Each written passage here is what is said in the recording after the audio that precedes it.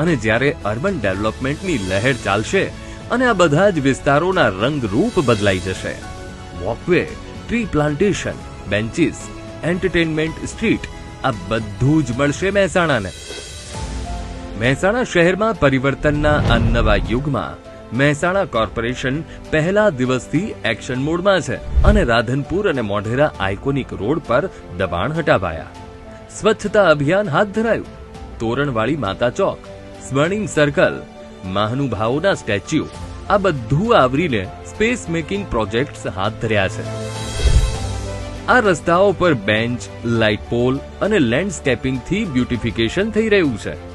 જરા કલ્પના તો કરો, મહેસાણા હવે નવું નક્કોર લાગશે, જેમાં ખાસ તો બ્લુ ગ્રીન મહેસાણા બનશે, ગેમ ચેન્જર, જે અંતર્ગત મહાત્મા ગાંધી બાગ, મહર્ષિ અરવિંદ બાગનું રીડેવલપમેન્ટ.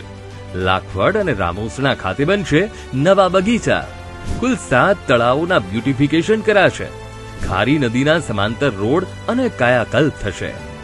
અર્બન ફોરેસ્ટ અને ઓક્સિજન પાર્ક બનશે. આ ઉપરાંત આ ચોમાસામાં મહેસાણા મ્યુનિસિપલ કોર્પોરેશનની હદમાં આવતા વિસ્તારોમાં 1 લાખથી પણ વધુ વૃક્ષો વાવવામાં આવ્યા.